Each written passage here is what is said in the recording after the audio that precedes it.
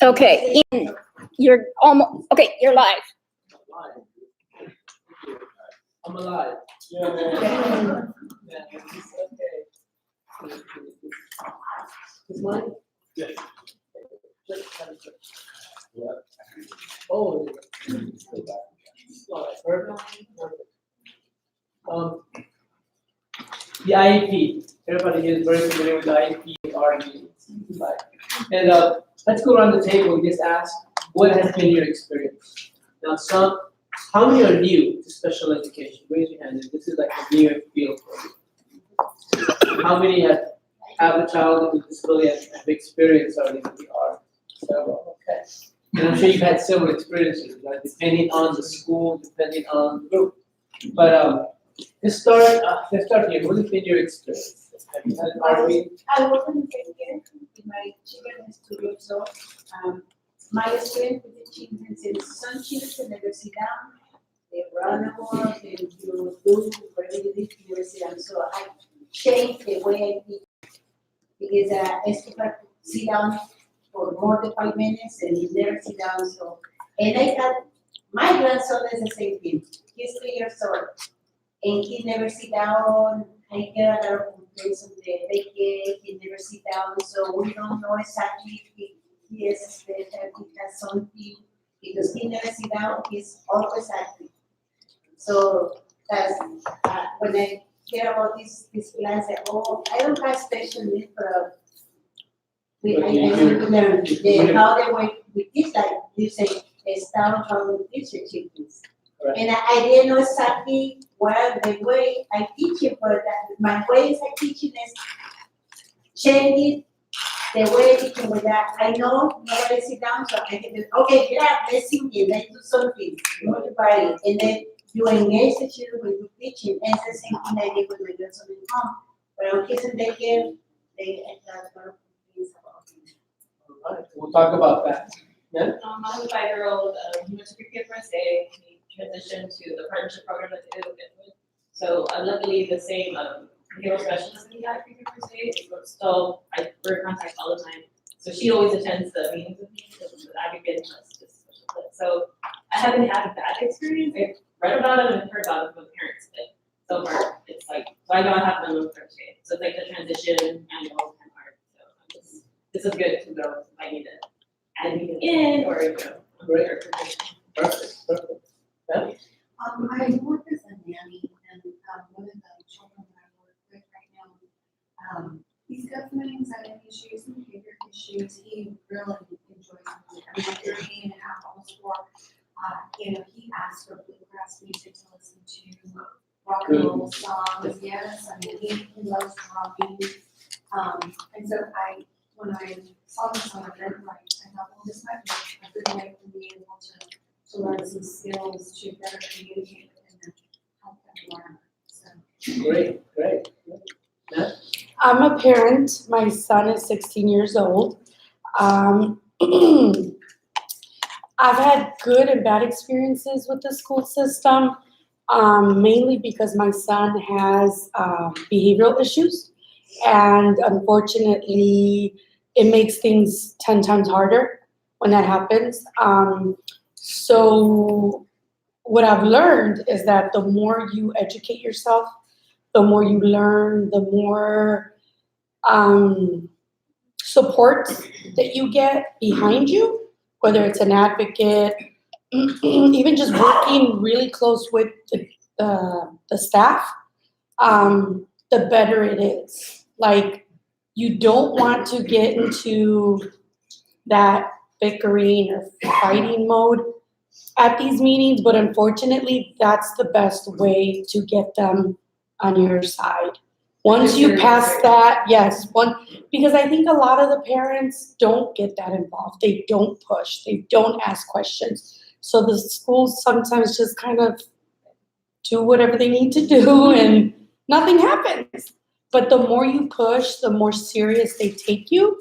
And then once you start saying certain things, they're like, whoa, okay, now they know, this parent knows, or they've been working with someone. So it makes a big difference. Outside of that, I also volunteer at Children's Rehabilitation Center, Teleton USA, Great USA, which is next door to Morgan's Wonderland. So not only do I go there as a parent, because he's a patient there also, but I go and volunteer twice a week. So I always like to learn what's out there so that I can help other families get help when they need it. Awesome, thank you. Thank you for sharing. I'm on both. My oldest son had Alzheimer's. He had a lot of behavioral issues, and he had been diagnosed with Asperger's, but nobody has Asperger's. And then I'm a life skills aide, so I'm very familiar with IEPs. We use it every day for every single one of our students. I'm in the same boat with her. My son's already gonna be 26. So, but I've been on both sides. It's the same issue. Even working with the school, you have to be on top of it. I mean, I work for a school, you still need to be on top of it, even as an employee. Yeah, my son was diagnosed with ASD, so he's been going to public schools since he's 3. It's programs they have. And I guess I'm very involved with the school, so I don't have any problems so far. I haven't had any problems. I do have a lot of questions, with the IEP plan that they have for him. And sometimes no one knows, they send you here and then, no, it's not here, it's there, and, they have it everywhere. And nobody answers your questions. But, the key for me, what has worked is insisting, and for the most part, I do get questions. Answers to my questions. Yeah, and it's a challenge a lot of times to try to advocate. Now, there's 2 different sides here. We got the school system, which they've got a lot of students. One figure I heard from Northside was 11,000. It's about 11,000. Within the whole district with kids with some sort of disability. So can you imagine your child among 11,000? It can get lost. They may get lost in the shuffle. I'm sure the schools have art meetings on a daily basis. They're meeting after meeting after meeting after meeting. And it gets to the point sometimes perhaps where this one IEP fits this child, it's one of them all the children, And that's where the parents come in. Because in essence, in any type of service, have you heard of minimum requirements? Minimum requirements means that's the least they have to give. One good example I had was when I was in the Migrant Head Start program, USDA, they've got minimum, when you serve a child, right? There's, 1 scoop of fruit, 1 scoop of egg, 1 bread. Well, you have children with different appetites, right? So you give the child that 1 scoop, he'll eat it up. He wants more. Well, we did the minimum we needed to. But that's not the way to play. If a child needs more, what do? We give them more. We don't say, hey, USDA said that's all you get. That same thing goes with the IEPs, the art meetings. There's minimum standards they have, for example, child with autism at a certain spectrum. This is what we're going to do for the child. Yet, who knows what the child can do?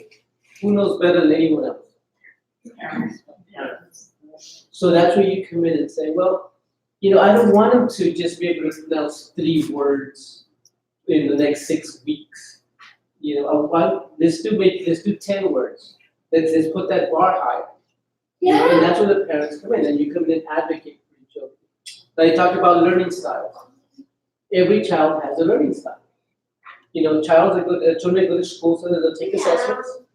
And some children are auditory, some are visual, kinesthetic, right? Can a child have more than one learning style? Yes, they can, but one will be dominant most of the time. One will be dominant.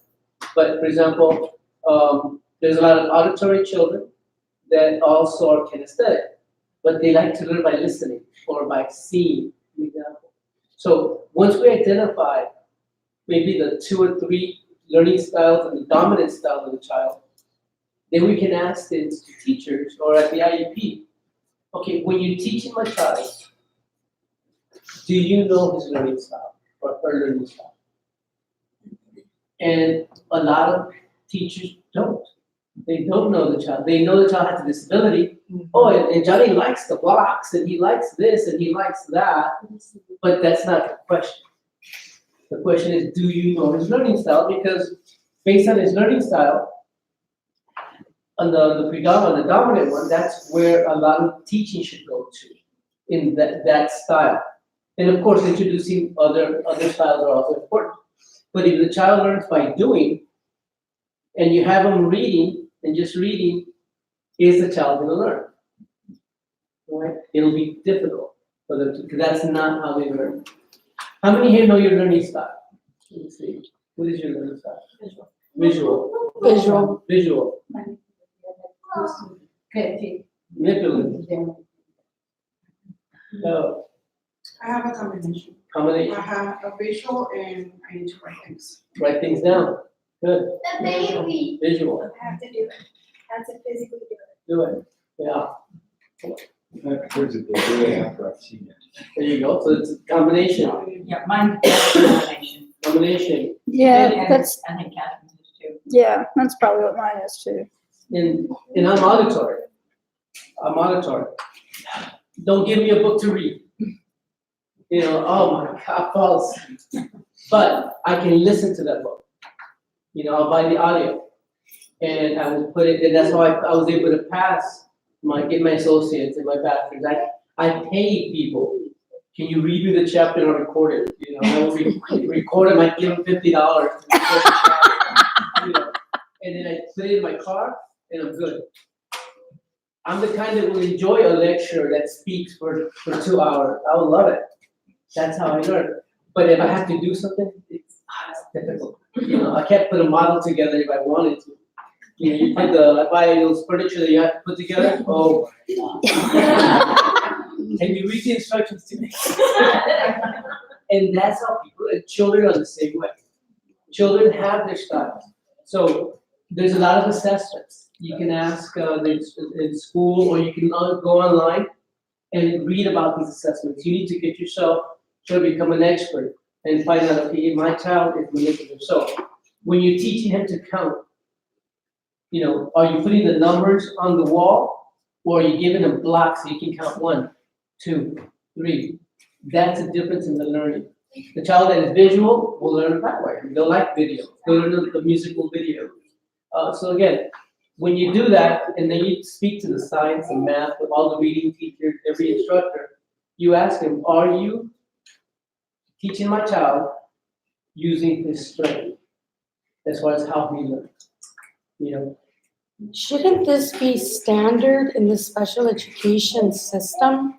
Like basic to learn that or figure that out at some point in the early process so that this can follow them? well, you said one keyword. Should. Right? It should be, yes. Is it happening with 11,000 kids with disabilities in the system? No, it's not. It's not happening. It's difficult. And it happens for children where the parents are really involved, they advocate for them, but it's difficult. It's difficult. And that's where you come as an advocate, because the only common denominator in that child, the only common denominator in their life are the parents or the guardians or the grandparents that are there. Those are the ones that can be advocating and advocating. And again, when you take when a teacher gets a degree in teaching, they may take 1 or 2 classes in the whole year, in the whole 4 years, that have to do with disability. Probably less than that, because I was going to get my education degree relatively recently. And again, you might get 1 or 2 classes on how to work with children with disabilities in your classroom. So all of a sudden, you have a brand new 21-year-old teacher in the classroom. They've got all the energy, they've got all the love, they've got all the care, and you got this one running around circles. That's what I'm going through right now. Brand new guns, No. brand new. And how do they handle, they can, they're gaining experience in how to teach just to begin with, how to teach a regular classroom. Now you got 1 or 2 kids with disability. And that's where the mom comes in and the dad comes in. Well, I was just gonna say something to them, the teachers, last year's teacher was phenomenal. But I noticed that she really went out of her way to fight for my son, to the point where she kind of bumped heads with the administrators. And guess what? She's gone. Yep. So, and I asked her, like, off the record, like, how do you balance that? Like, as an employee, how do you do that? So once I knew she was leaving, and when she told me at the end of the year, my heart was broken. Because here's this one person that told me several times, like, I will do whatever I have to for your child. And now she's gone. So, I mean, thank you for being here and seeing both sides, because I think there's very few that do that. And then as a parent, you meet them and then you lose them. You also have these 21-year, like, the teacher that I work with, my first year with her, she had just graduated college, and I was like, oh my God, we have a brand new teacher. But she's phenomenal. She is where she goes home, works till 8, 9, 10 o'clock at night. Sometimes doesn't leave school until like 8 o'clock. She's making visuals and first bin charts and all this stuff for each child. And she, oh, what is your kid like? Oh, like Ninja Turtles. Okay, well, we'll incorporate that in all of this stuff. So he wants to use it. So you have these teachers that are brand new, really don't know exactly what to expect out of the classroom and try their best, and then you have the ones that are in the future. But it seems like the system wins. Yeah, and then you Sometimes. have, there's so many spec ed kids that the teachers don't really get the support. So Well, they- right, they that's burn exactly them what out. happened. She did not get the support, now What she's happens a lot gone. of times with these good teachers, they're all good, they're all good. But there's these teachers that go that extra mile. Yeah. But the problem there is burnout. Yeah, they get. They can handle it 1, 2, 3, but in some studies that I've read, a special ed teacher will burn out within 5 years if they don't have the support that they have.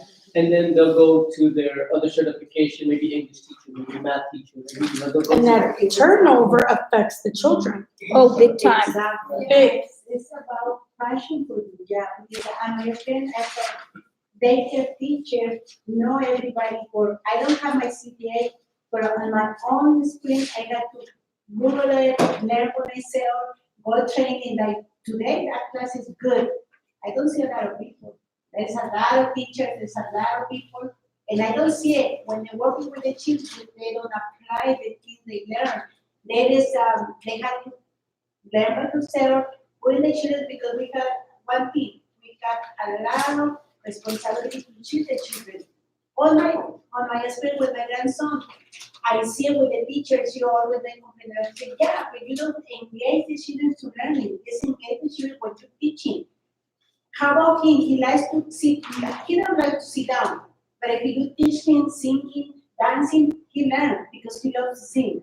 So people, they don't, and I see it, the curriculum, they can change the curriculum? No, I don't think so, the school is different. And then at my center, my director said, no, you have to change it because without the racing staff, we have to apply this. Yeah, no, it's not applied for all the children.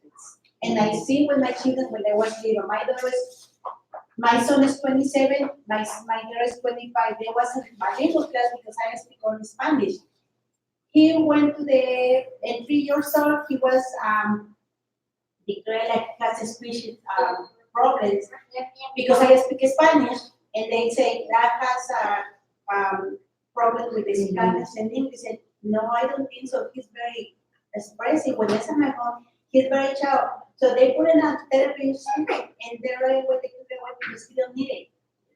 Because the teacher, I think everybody has to know your children, the personality. Everybody is different. Everybody learns, like you say, everybody learns in different ways. But your curriculum, you can modify it and teach it the same way to bring it down to their level and then bring it back up.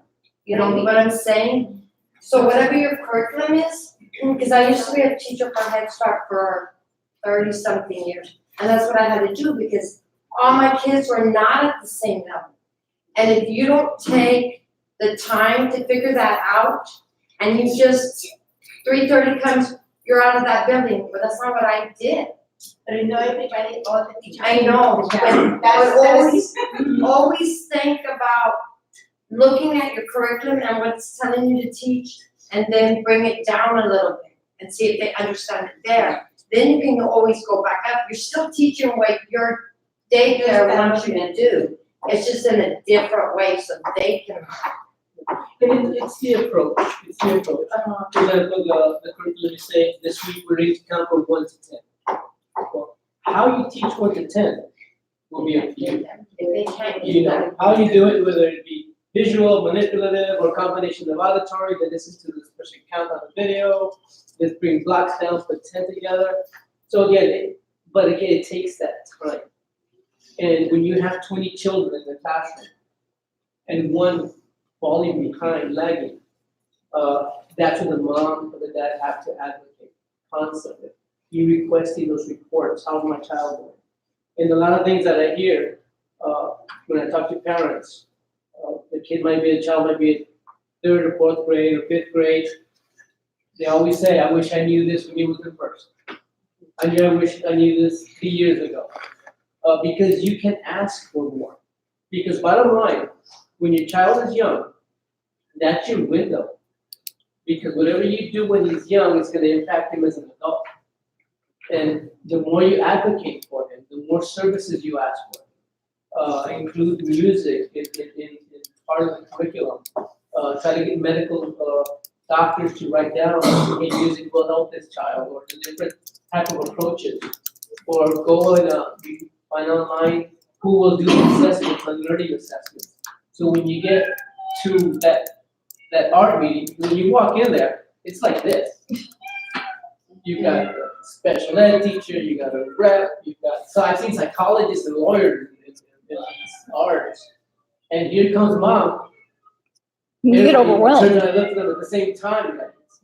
And on top of that, when you have families that perhaps are residents in this country, not citizens, it's intimidating. Especially if you have lawyers in there. And then you go to the culture.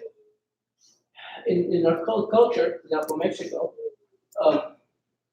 if a teacher tells you something or they give you instructions, you say, oh, gracias. You know, they know what they're doing. You give 100%, you know, they know what they're doing. And they may be giving just minimum services to your child. And that's where we have to speak up. You know, and I was at one school, an example. I was shadowing special ed. The child had 30 minutes for reading time. Okay, 30 minutes. So at 11:30, we walked to the classroom, which was on the other side of the campus. Right? Picked up the child, got him back to the office where they were going to learn to read the reading. At that point, 10 minutes had gone by. 5 to go, 5 to come back. Taught him for maybe 10 more minutes. You got to walk back. We walk back, send him back in at 12. That's 30 minutes. So those are the things that parents will say, okay, I would like to just shadow you when my child gets their 30 minutes or their hour or the whatever time they get. And shadow, see what they learn, what they do. This way you know, are they getting the actual 30 minutes? Or is it 30 minutes from the time that person leaves their office, goes and gets them, brings them back, then takes them back, and it's 30 minutes. And it's lunchtime. Right? Lunchtime. So again, Who is allowed to shadow them? as a parent, you can request, can I observe you when you're giving therapy to my child? When you help them how to read. Because, and what parents say, I want to learn from you, so I can do the same thing at home. You know, because this way I can shadow what you're doing and I can do it at home. It's how you Yeah. word things too. Well, right, because they always throw the whole policy thing about the privacy of the other students, all of that. But it- Mumbo jumbo. Usually has Open to have doors. a check when it's in the site. but Parents you are know- District you have the right as a parent, this is your parent, without your child, that will be in school, so you have the right to go with your child. Because I even pushed for his behavior analyst to go on campus and same thing. Because of the policy, the analyst wasn't allowed, so they brought in their behavior person Oh, what to the? do their evals and then all of that. But his behavior analyst wasn't allowed. Not ours, unless we had to arrange in a separate area. Like, the analyst could come in and work, with the staff, but like in a separate area away from the other children. Because that's interfering with the educational time of the other kids. What? in the And class. this is where you can ask for independent diagnosis. You have that right. And they'll have a list in the school, and you can choose anyone on that list and do an independent. You don't have to agree with the diagnosis. And they may say, hey, you can't bring in from a private note. Well, give me a list, and I want to choose from that list and speak to the topic. Now, a lot of times it may get to the point where you need mediation. Because, again, you have to fight for your child. You only have a window of time. Yes. I go with parents and do special advocate work. Because again, time is key, it's a factor. I've had a lot of parents that are told, well, we'll look at it next year. We just lost 4 months, of that child's opportunity. Because any child, any normal child, sometimes when they get to a certain age, puberty or a certain age, that's where the learning kind of slows down a little bit. It's different. A child can learn a language, 2, 3, 4 languages before puberty. And it's all in the same place of the mind, of the brain, the same spot. That's why they can code switch. Espanol, back to English, Espanol, back to English, or to 3 or 4 languages because it's all in the same part of the brain. After that, you learn the language in a different part of the brain. That's why the adults that learn like ESL, for example, when they're speaking, a lot of times they have to think in Spanish before they say it in English, or think it's not as smooth because it's 2 parts of the brain. But the more you practice, the more you connect it, and the better. So children learn, a lot more before puberty. There's a lot of studies. So sign language, for example, if some children are nonverbal, they can learn sign language. They can learn ways to communicate because when they become adults, that's going to be their way to communicate. Not because they're nonverbal, because they're nonverbal, you say, well, they're not going to be able to communicate with us in any way. No, mom and dad, they know what the child needs. They create their own language, their own communication skills. But a lot of times, there's other ways to learn. It's sign language, through signals, signs, even through nowadays with the tablets, for example. There's children that use sign language on the tablet's seeing them, and the tablet's speaking to the other child.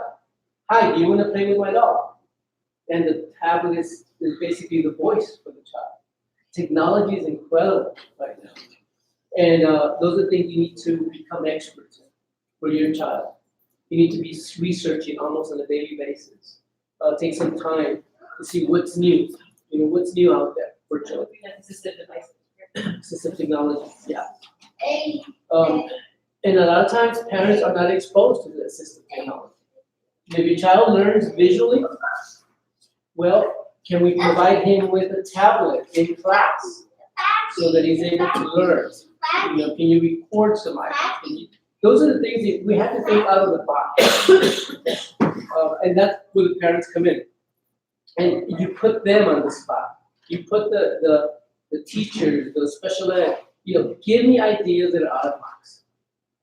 I know you can sit with my child, like any other child, and you can try to teach them, but give me ideas that are out there, and make them do their homework. Now, you don't have to sign that IEP on the spot.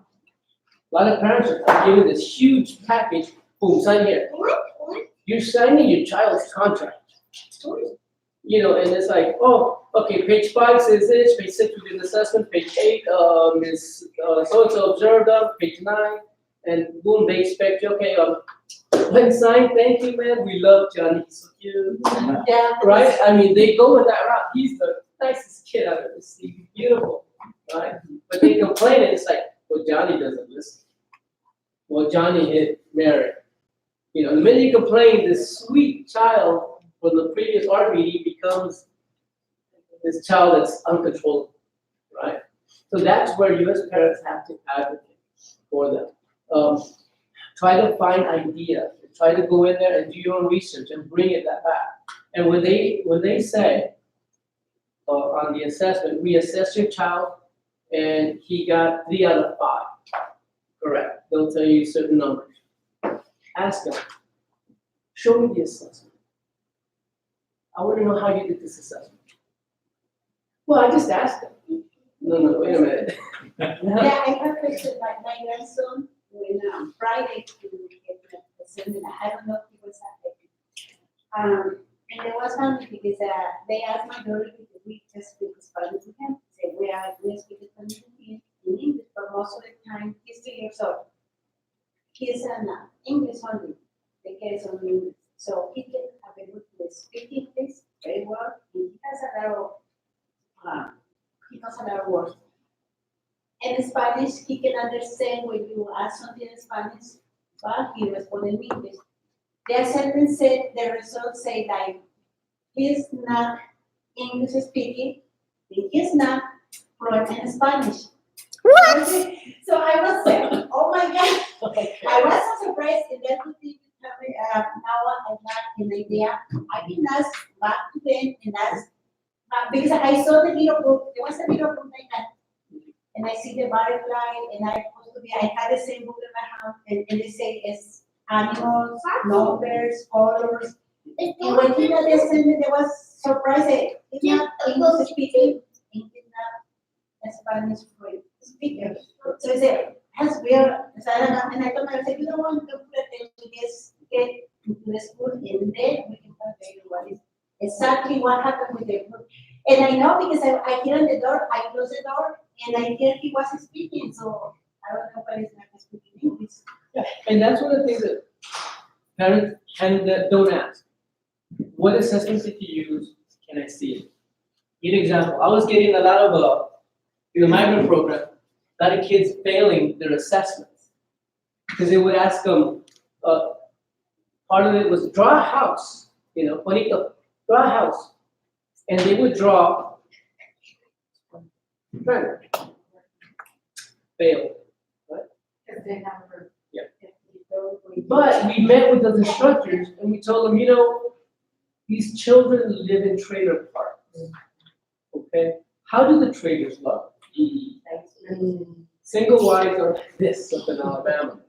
Okay? So they were drawing, within their mind was a house, because that's where I live at. It's a square, it's a mobile home. They didn't put tires on it, but they would have. The point is this, you have to ask the assessments. What assessments? Show me the assessments. Now, also, when did you do these assessments? You do an assessment on Monday on a child. Monday is very rough for a child who has autism because they're in a routine, maybe Tuesday, Wednesday, and this is where the home IEP comes in, because on Friday they go home, and sometimes there is no routine. There's simply, he's in his room, let him do what he wants, and he's all over the house, but there's no routine. So then here's Saturday, no routine, Sunday, no routine, and boom, we expect them Monday to do what? Reading time, right? Singing time, and it's very difficult. So this is where we encourage what we call individual home plan, where you might have at least 2 activities. That, for example, in the morning, take out your little picture on reading. It's reading time. Maybe 1 activity in the morning, so it's reading time. In the afternoon, perhaps, it's playtime. Or you know what I mean? You play with your child or whatever. So that you have at least 2 routines during the weekend that kind of at least helps him when he gets back Monday, that there's a routine to get back. And if your kid's also sick, you could have someone go to your house and teach you schedules. Mhm. The teacher would go to your house and help you do a schedule so that the kid stays like, okay, I just finished wake me up, it's time to go brush my teeth. Pull that off, or it tells them what to do next, each icon tells them what to do. And if your child's autistic, you can get it. I was gonna mention that too. With Northeast, we've gotten in-home parent training. And that's one of the things that we were told when I wanted to go and observe, because carryover is very important. You know, you gotta find that balance from school and home. Cause it's all learning, it's all teaching. I mean, we were raised, you know, your school, your number one school is your home. That is the first teaching for your children. What the schools do is secondary, but then basically it's everybody collaborating and working together. But with Northeast, through the 16 years, yeah, we've gotten in-home parent training a couple of times, and it does help. And the sad part is a lot of parents don't even know that that exists. Exactly. And that's what we try to do. Our teacher asks every single one of our autistic kids, this is available to you, do you want 90% of them? Are those days yes? And she goes over there and they give her maybe twice a week. She'll go over there and do everything twice a week, show mom and dad how to do it, or siblings, whoever, and they don't follow through. But I have a question for you, because you mentioned the cultural thing previously with the meetings of how intimidating it is, you know, and a lot of, you know, people in our culture, like teachers know what they're doing. Do you feel that, for example, this in-home parent training, parents can kind of be a little resistant to with the cultural thing, like having these people come into your home, you know? Right, like you're supposed to know what to do at home, and now here's this teacher coming in to teach us what to do. You know, you have a lot of broken homes, you know, where grandparents are taking care of these kids, or single moms, or single dads, or divorced families. So I think that that could have a lot to do with why parents don't reach out to that resource. That may be true. I think it's sometimes falls on the why. It's really not explained how or why this will be good for you, for the parent. They offer the service. We can go to your house and help you do a routine. Oh, no, thank you. Okay, thanks. Have a good day. Right? But if you tell the why, look, this is how autism works. Because a lot of families don't understand. I mean, they're thrown in, and that's what our program is called, the Unplanned Journey. Because no one expects to have a child with a disability. So all of a sudden, boom, you've got a child with disability. And I didn't bring it, but I've got a disability workbook. It's this thick when it comes to special ed. You know, as far as the diagnosis, the procedures, the laws, the idea and stuff. Which parents can read all that and understand it? So- Nobody. And the terminology, that's another. And that's one thing that we bring out. Back in I believe it's 82, the language in special ed was at 10th grade level. I mean, anybody in 10th grade or above could understand the terminology. Right now, it's at college level 2. So you would have to have an associate's degree to maybe start understanding the terminology. A lot of our parents may have high school degree. Or less. Or less, and maybe young, you know, they're young. And that's where the divorce rate comes in, because a lot of studies show that families that have children with disabilities. 92%. So they, Yep, 92% of marriages fall apart because of raising a child with special needs. That, Yep. and it's. It went up in the past 3-4 years. I thought I had It was heard, 88. last I heard it was like 95. I Oh, so thought. there you go. Keeps raising. Yeah, I had heard Crazy. 95, at least for autism. And so you've got. I mean, you've it's got- some crazy high number. You've got your home, trying to deal with your home, working with the child, and then dealing with the school system. And true, home is your primary school, it's home. But your children are in school 8 hours a day.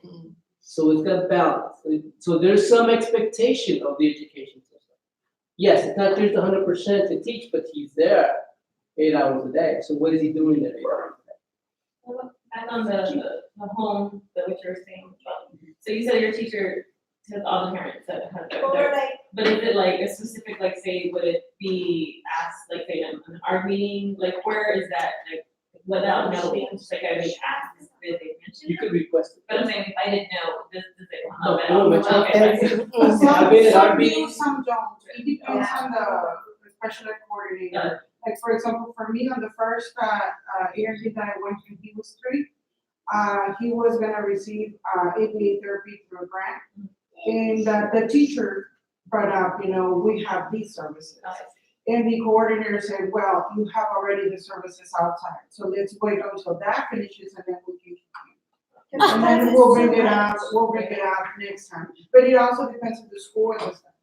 And your child too, it's just like, it's gotta be balanced with the child. Overwhelm them either, Yeah. because when you overwhelm them, then sometimes they kind of, Mhm. but when you give them that little bit of break, it helps.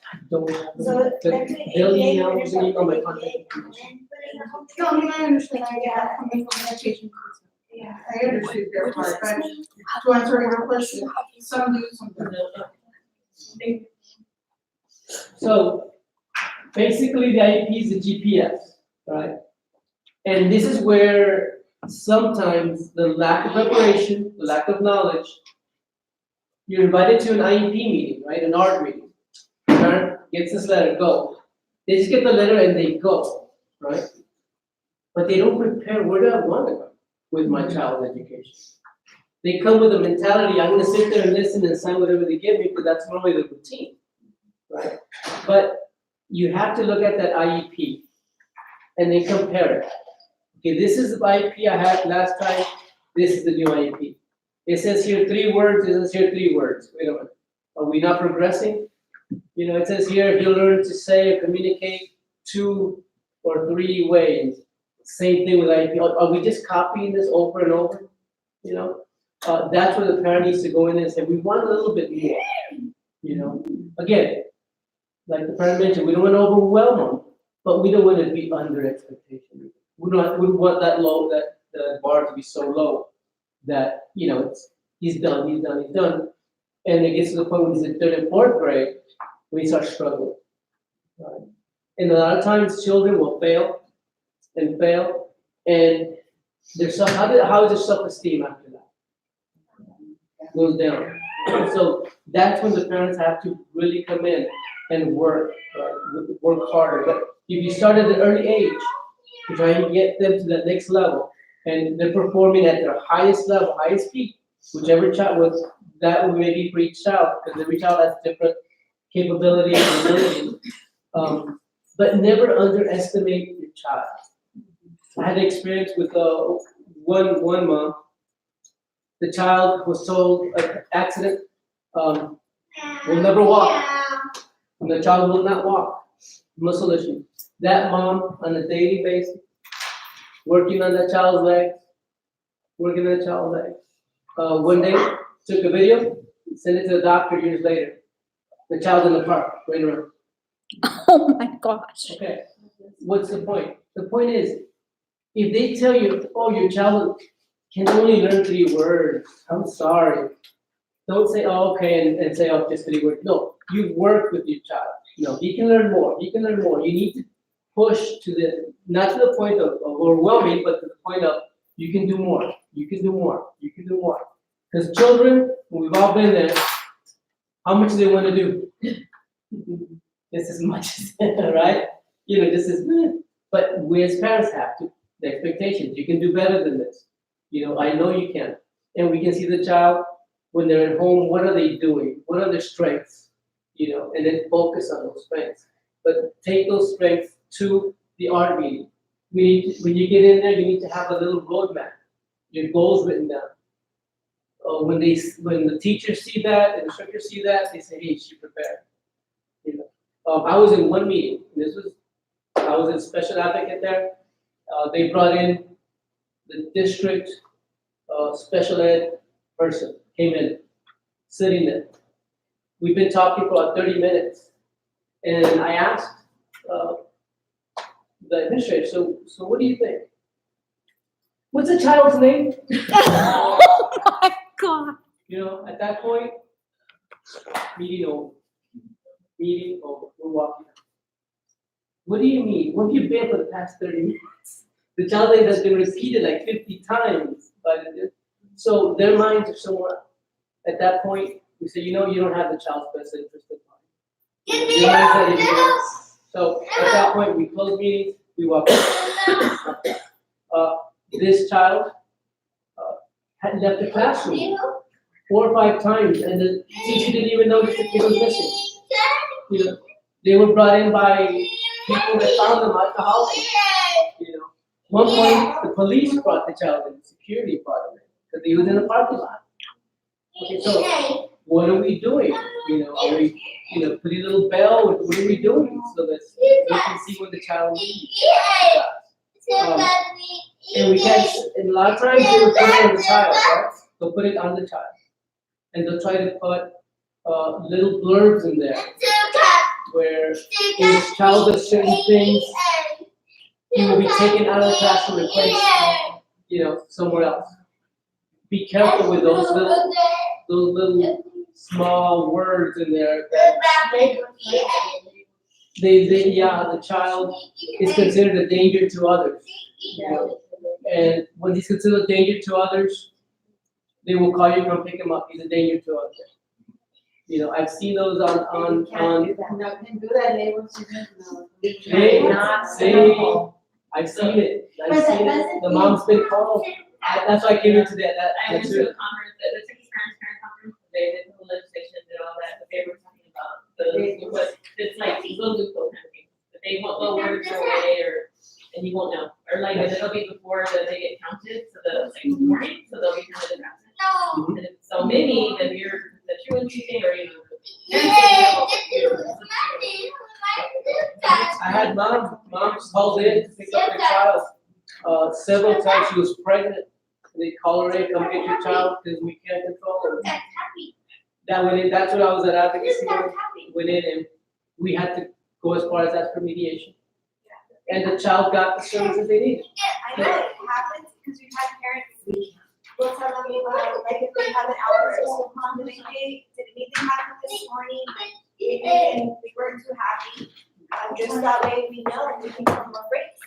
And mom's like, well, then I'll just go pick him up. No, we're not asking you to pick him up. Well, the other school will send him home. No, he's fine. We got him okay. We just need to know if anything happened. So I know it happens, but it's important. Yeah. That's a big no. Yeah, but there's a loophole. There's always a loophole. So that's what we come in and advocate.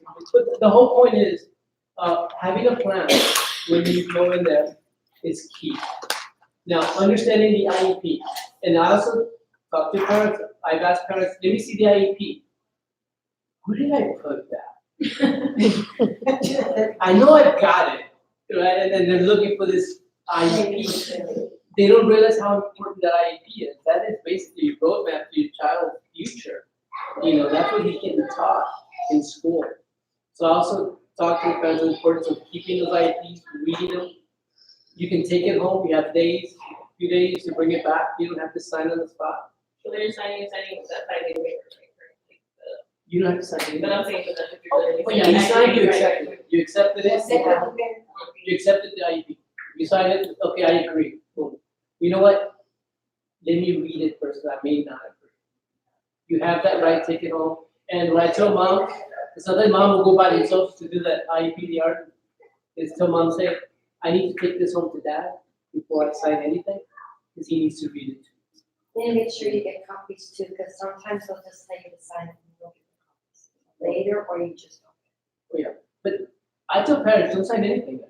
You don't have to sign anything there, no. So what are Take your it. options by not signing? What's the cap? Like how many days do you have You to? have 5 days. I'll go back in 3 or 5 days. 5 days. 5 days to bring it back. So That's you by can not signing not at sign all. anything. Okay. Don't sign anything. So when you don't sign, they can't give you the service, correct? Oh, That's- so that's- that's how they get you. Yeah. Right, so they're telling you, sorry. Well, this So is you yeah. refuse, so you have, Won't so start. you suggest to me before the 5 days is up and have, But they still have a current IEP. Yeah, That so has to follow continue. the current IEP. Oh. Okay, the current IEP continues. This is with the new It's art, fe- the new yes. IEP. This may have additional services, those won't start. But the current IEP has to stay in place. So can you request to get like IEP, review it prior to the meeting? You should. This is the thing, this is the thing, and this is where you tell they say, hey, the art is a team, okay? We're a team. We put all this together, right? Yet the main team member had no input into it, which is a parent. So how did we put this together? Okay, you're giving me the IEP, and you're telling me I'm part of this great team, but yet I didn't get any input. You know, so as a team member, a key team member, I'm taking this home.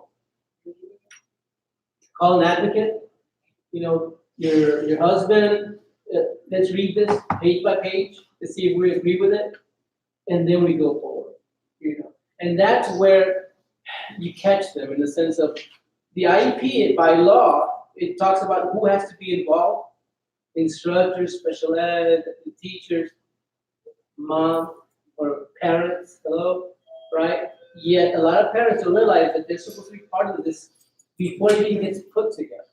I've had both. I've had a teacher tell me I can't show you before, and then I've had, well, the other teacher where we've met before the IEP and we have gone over like the past goals and then like the new ones. So we'll kind of make the new ones together, kind of like before the art, and then the day of the art, like she'll already introduce that to the team.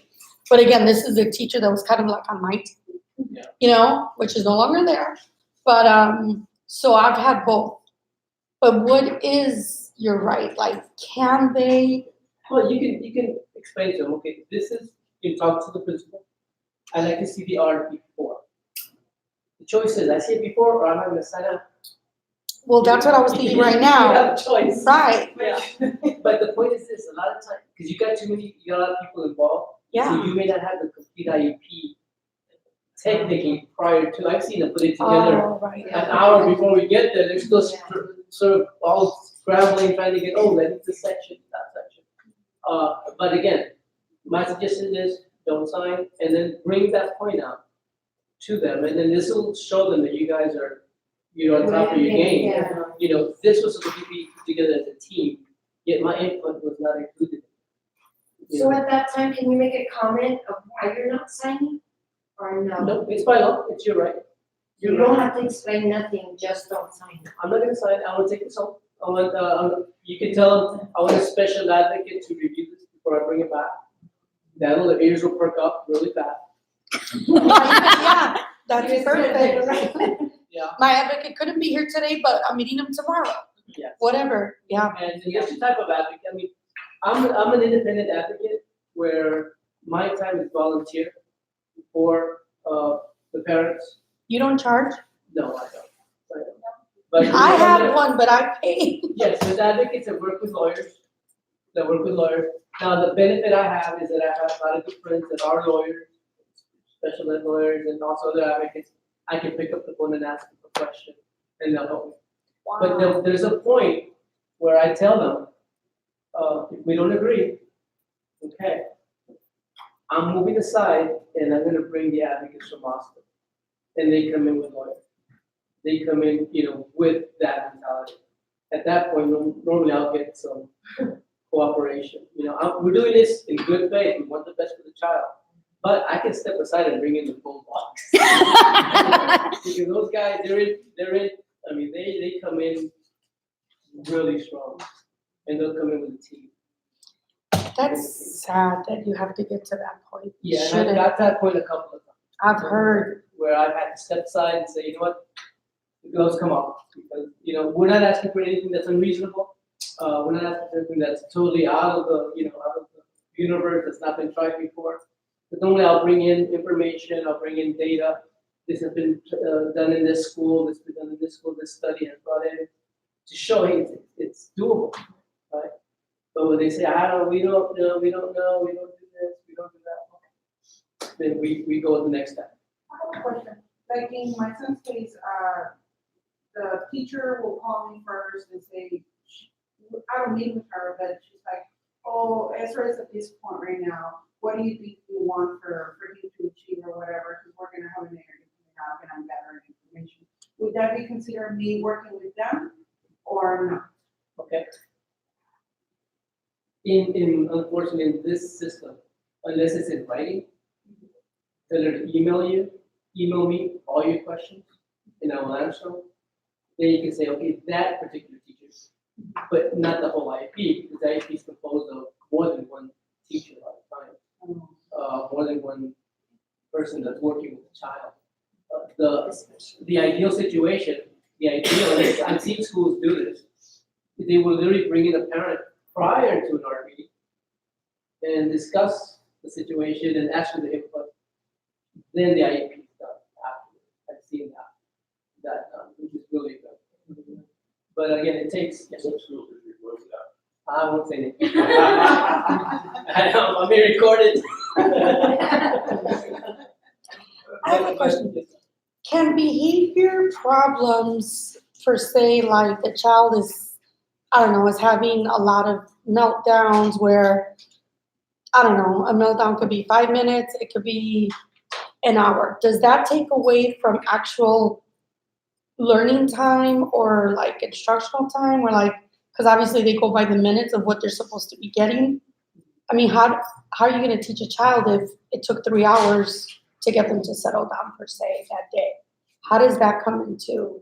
That's really a behavioral plan. Mm-hmm.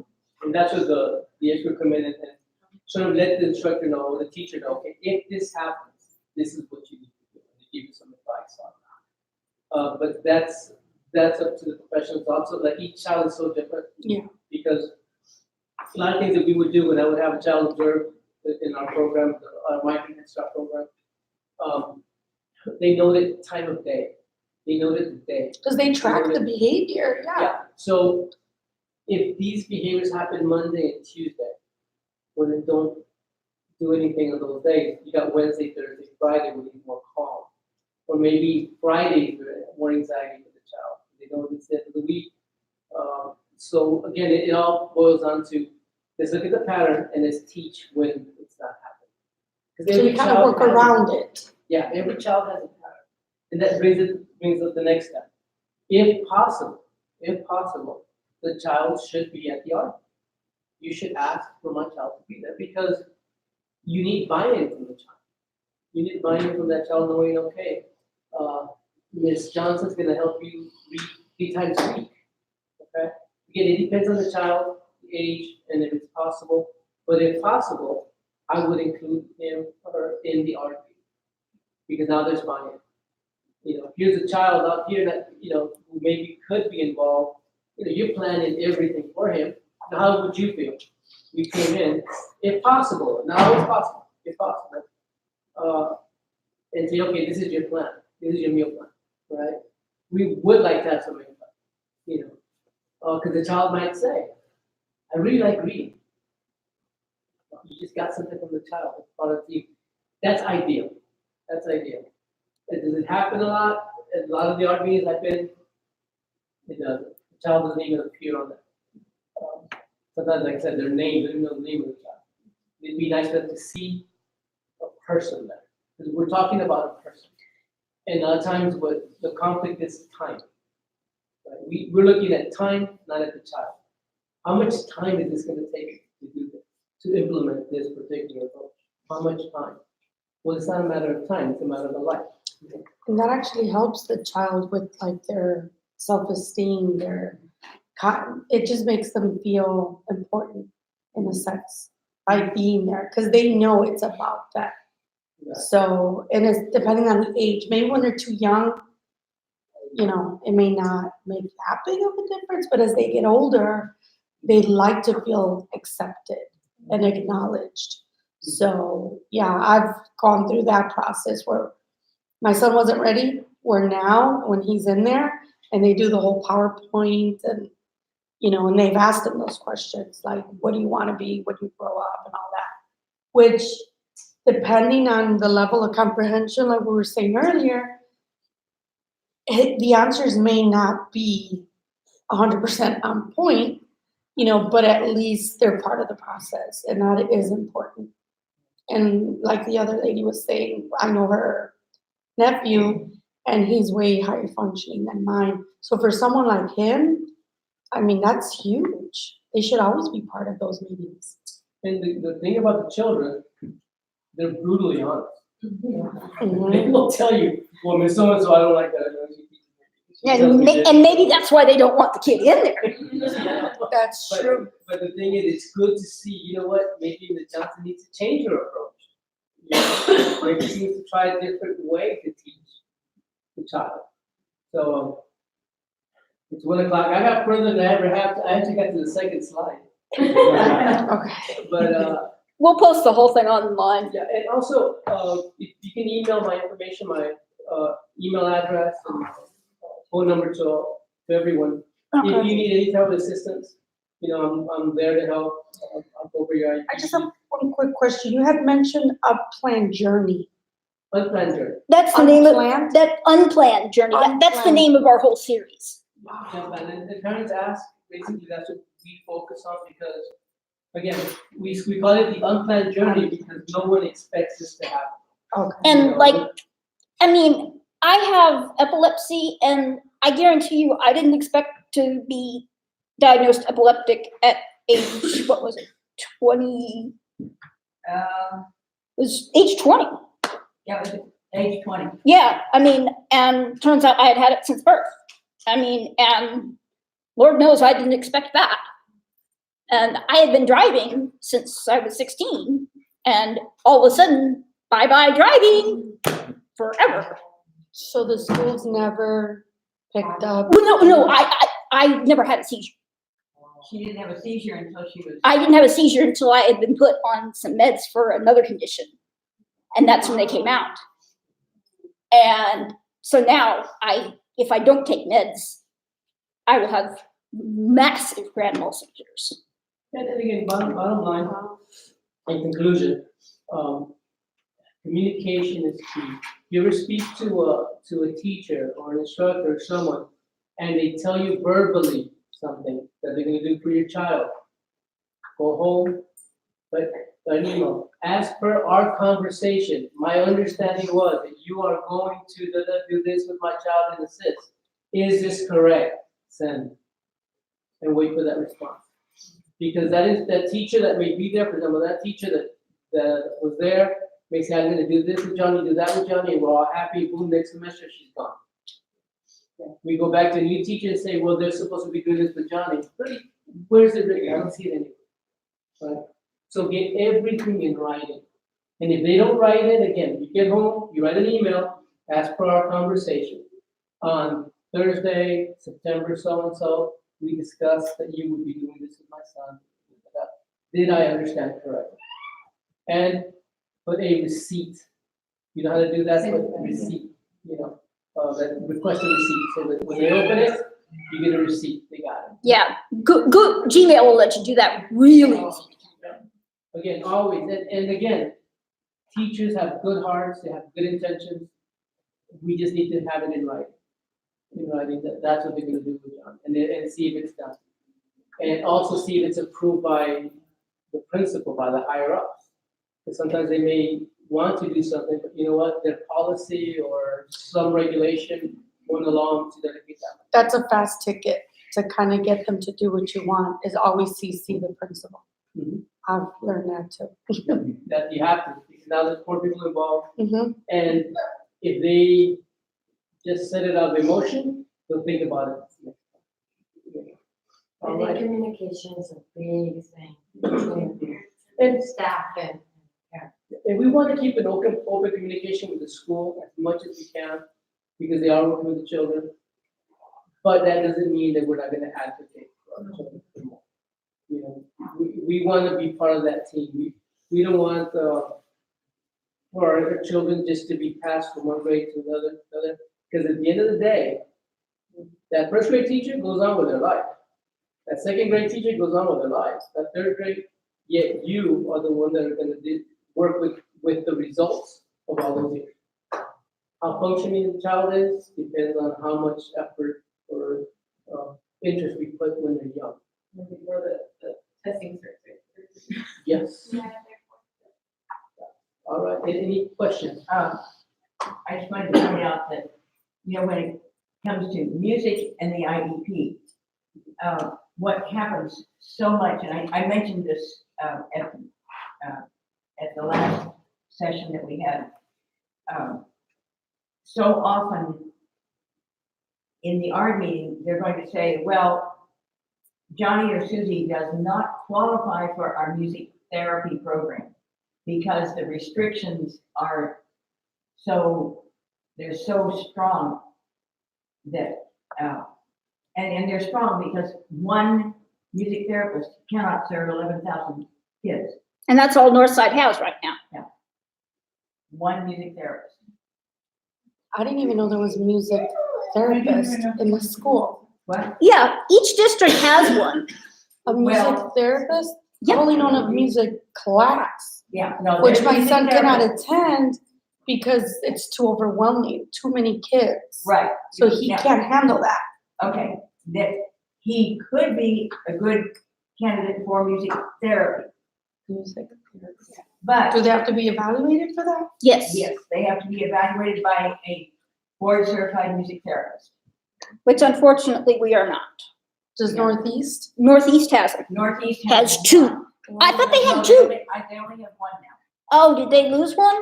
Yeah, they only got one. Oh, good Lord, they've got more special needs students than Northside. Yeah. Boy, they. But how does this connect with the general music class? Okay, Or now- will this be in the classroom in the ALE Yeah. program? It's completely separate. It's it's like speech So, therapy. like speech, so it's a related service? It's It's a related service. it's an associated health profession type. It's like speech therapy, OT, PT. What they do is one-on-one. Which it's a one-on-one. It's one-on-one. It's- How does that? First thing to do is get an evaluation by a music. Board certified music? Board certified music therapists. They have to have a BCMT following their name. Then ask them for the recommendation. Next IEP meeting, you might have to fight for it though. Oh, you will have to fight. Correction, you there is no such as a maybe in that situation. You will have to fight for that. Oh, But it's something worthwhile. yeah, if any of you are at that crossroads now where you want to do that, That's when you bring us. email me and I will address your situation individually. Because that's the only way to. But you're saying Northeast has, They do have a music therapist. okay, so that would be step number one. Yeah. Yeah. And can we bring, say, you guys in to Um, do the if they You could? gotta do the board certified, the actual evaluation. The evaluation has to be done by somebody who's board certified, and she got her degree before they started doing board certifications. So, And in order for her to go back and get her board certification, even though she could teach the classes for board certification, she would have to teach 6 months for free, yeah, I would have to be an intern for 6 months. even though she could teach most of the 40 hours a classes. week At no pay. Okay, well, this helps. Yeah. I got So some homework. that's the only reason she isn't board certified. Okay. Thank you guys for coming, for taking the time. We have extra food. We got- Yeah, and what we have some, I think Bertha did Bertha bring to-go boxes? What? I don't know. Okay, But, she usually does. So is there another Yeah, class? there will be, there's two more. Oh, because this is my first time. Yeah, there's two more. Okay. There's two more classes. I've got, I want to say that you were very informative. Thank you very, very much. And- Even on our side, I mean, both of us have been both ways. So it was very, very. And informative. I did manage to get the live stream of both sections up, so, I'm ending it right now, but here's the